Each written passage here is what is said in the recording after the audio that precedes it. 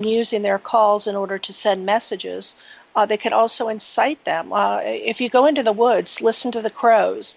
When you are out of the woods, they're just doing their regular calls. The minute you come toward the woods and start to enter, they will caw incessantly. They're like a doorbell. They're kind of giving them a warning. And they can make the coyote packs yelp and scream while they're hunting, and it covers up a lot of what they're doing. Two things that might explain what we call psychic skills for them. One is infrasound. Now, that's sound that's at a level of frequency so low that you and I don't hear it with our ears, but our bodies certainly feel it. If you watch experiments where they take infrasound and they'll put it on speakers where there's water, the water will spiral. Imagine what the cells in your body do when you have this infrasound attacking it and vibrating everything. So a lot of the things that we experience that seem like unusual skills could come from things like utilizing infrasound. And we have a human being who has the capability. He's a man who the doctors say have extra long vocal cords. So if you're 7, 8, 9 feet tall, you probably have extra long vocal cords. So infrasound's no trouble for them. Another thing I've been studying is their hair. And I have reason to think that their hair has sensory cells. We have sensory cells in our nose hairs and our ear hairs.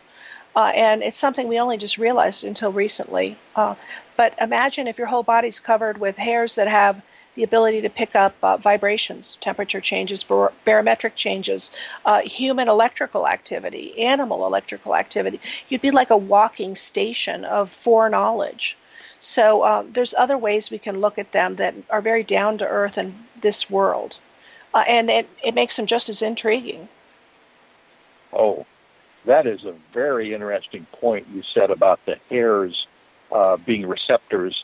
And I'll tell you why. There's an interesting story I just heard recently. A U.S. Army study done during Second World War where they actually had, of course, the code talkers, the Navajo Indians working for the military, but they also had trackers. They had actual American Indians hired to be trackers in the field for the military.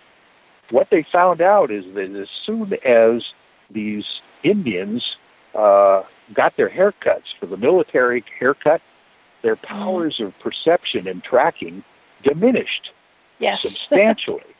And so the idea was is that these trackers that were American Indians and recruited for their skills were allowed to have their long hair throughout their whole career in the military.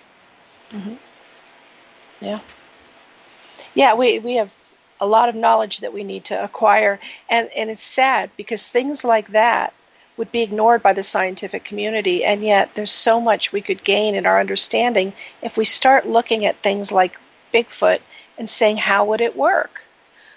Suddenly we learn a whole new part of our science that we didn't even know. Features of the human body.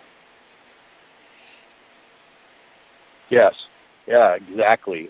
Because there's obviously not barbers and those kind of folks, throughout our growth and development, in our DNA. That's and matter of fact, there have always been stories that the actual molecules and atoms in our body have these receptors as well.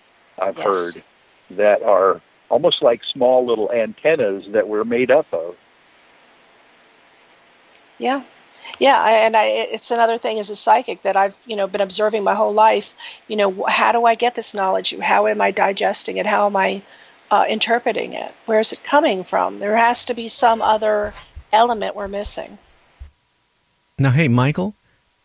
Now, didn't one of your members of your team run into a Bigfoot down a forest road or something? That maybe I don't know if they saw him, but or something about rocks or something being tossed at him or something.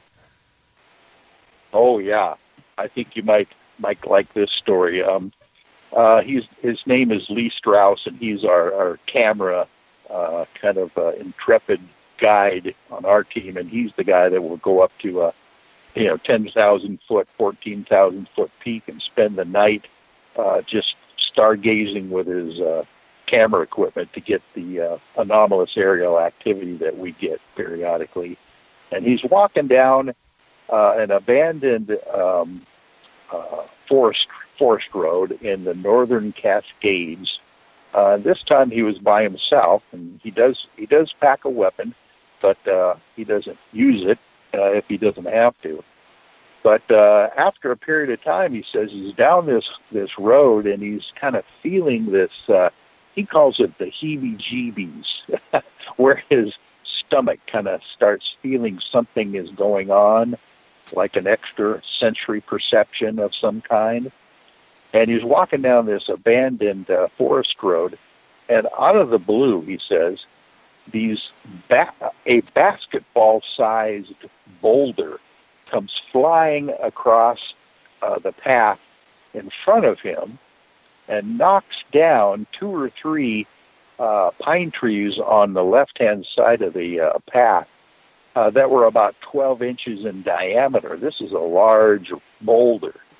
And he looks out to his right and tries to figure out what mountain or what hill this boulder might have rolled down to come across the path like that in such speed and such a trajectory. And he can't see anything that would look like a hill or an incline at all that would explain why this boulder came down at him.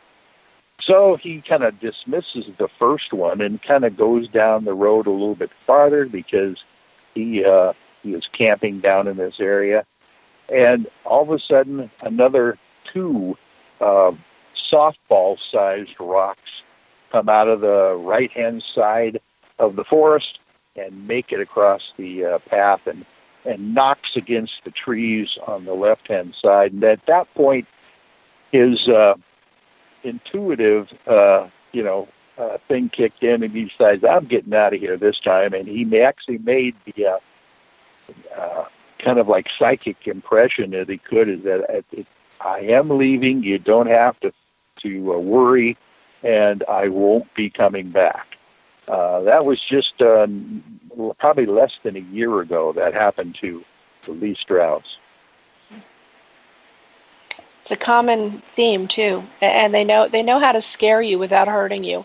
Believe me, they're so unbelievably powerful. They're stronger than any gorilla, and gorillas are much stronger than us. So the fact that they put up with us, riding ATVs in the forest and camping and hunting and all the other things we do in the living room, and yet they don't approach us. It says a lot about the fact that they understand.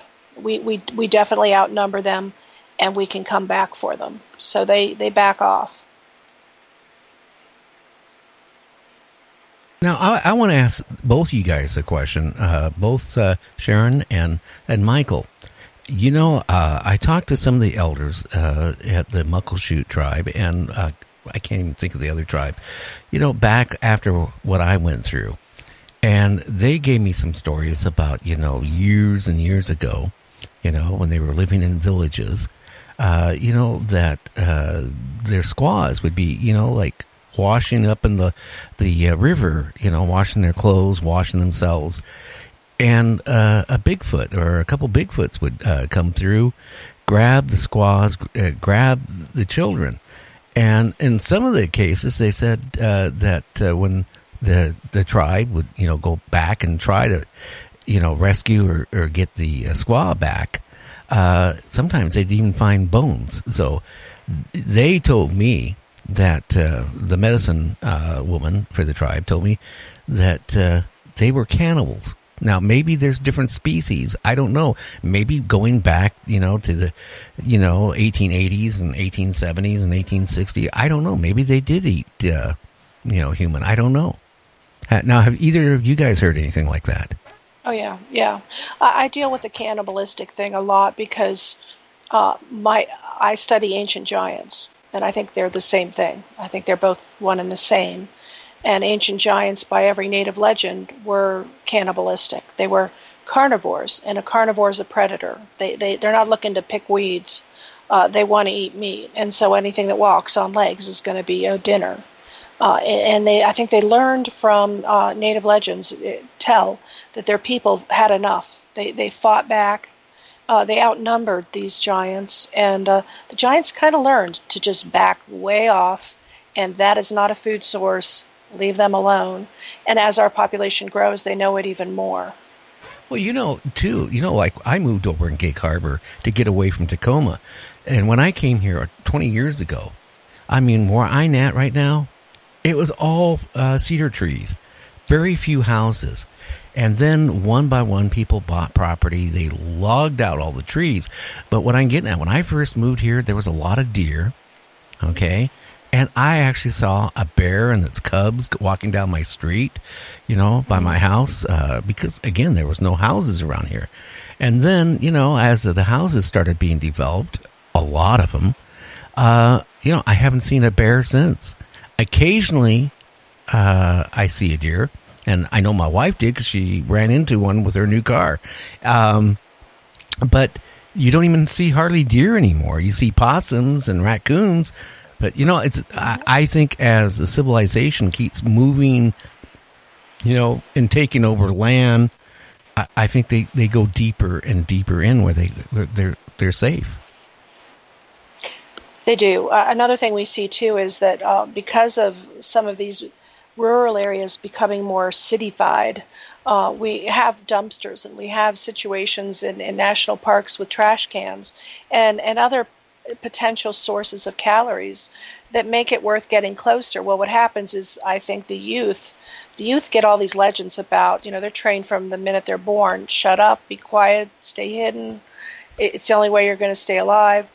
But as they get in closer to us and our cities and our cars and us coming and going and our food sources, they look at the risk, benefit ratio, and they're like, I could dive into a dumpster. I mean, what are they going to do? They don't see me. I'll just grab this food and I'll leave. But they also have the time to have more encounters with us and to watch us more closely, to where the youth might be in a situation where they're going to finally say, I don't believe this stuff you're telling me, Pops. And I think we're going to see a lot more of the youth engaging with us, or even a few trying to just see if they can join us. I never looked at it that way. Yeah. Well, in that regard, also, Sharon, I wanted to ask you a real woo-woo question okay. About the idea that I've heard that that Bigfoot actually has potentially a psychic connection with certain individuals, certain people they will kind of follow or be interested in. And even if they were in maybe not even an urban area, but a suburban area, people have had supposedly sightings of Bigfoot in areas that they shouldn't see Bigfoot, for instance, in housing developments and those kinds of things. Have you ever heard of those stories? Oh, yeah. Actually, on Ghost Hunting Theories, I've got, on the right-hand side, I have like the most popular posts, and there's a few of them done by people who study urban Bigfoot, and they're there, and they've learned some interesting new techniques. If you ever go through a food drive-through window and you're sitting there at the window and you watch the birds being rather aggressive to get French fries on the ground and stuff, they've learned this food source, and they're pretty cocky about it. They're like, oh, I found this food source. I'm staring at your car, but I'm not afraid. And we're getting that kind of thing where they're realizing, they'll go into a city park, there'll be a trash can. They'll literally take the trash bag out of the trash can, they will take it into the forest, and they will dump it. And the reason they will dump it is because it attracts all kinds of scavenger animals, and it's the easiest hunt they'll ever have. Oh, yeah. So some risks they feel good about. They do seem to have connections psychically with people. And it's one that's very intriguing to me because as a psychic, I kind of understand the bond that they're getting with certain people and that connection. There was one woman who lived in a home where the Bigfoot, there was a clan living on her property, a ranch. And they would leave her a rock, and she would leave them a leaf or a feather or a food or whatever. And one day she went out to get the rock off the porch, and she thought to herself, I wish they'd just bring me a big rock sometime. Well, the next day they brought her a big rock.